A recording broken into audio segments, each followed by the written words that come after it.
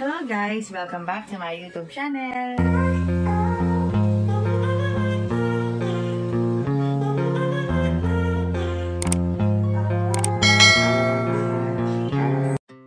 Hello guys! Konting update lang tayo sa ating mga paboritong women's volleyball.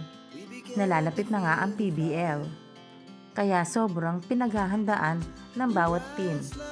Siyempre dahil nalalapit na nga ang PBL, dapat maganda din ang appearance mo sa TV.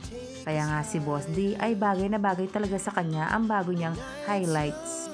Mas lalong lumutang ang ganda nito. Simple lang at malinis tingnan. Umagay talaga sa aura ng kanyang mukha. At isa sa bagong miyembro si Bia General.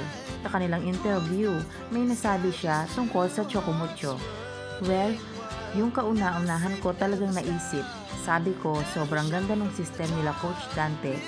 And nakita ko yon last conference. Grabe yung improvement talaga ng team.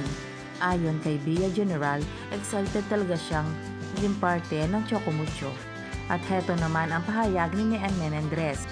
Siyempre, grateful kasi nag-battle for championship ang Choco Mucho at silver sila.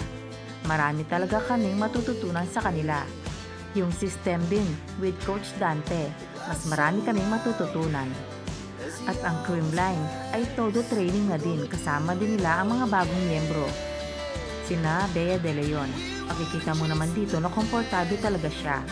Kahit bago pa lang siya sa cream line, hindi mo makikita talaga sa mukha niya ang pressure.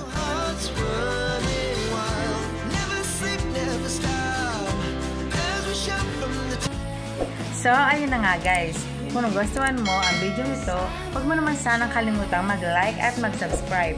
At pakipindutin mo na din ang notification bell para lagi kang updated sa aking mga videos.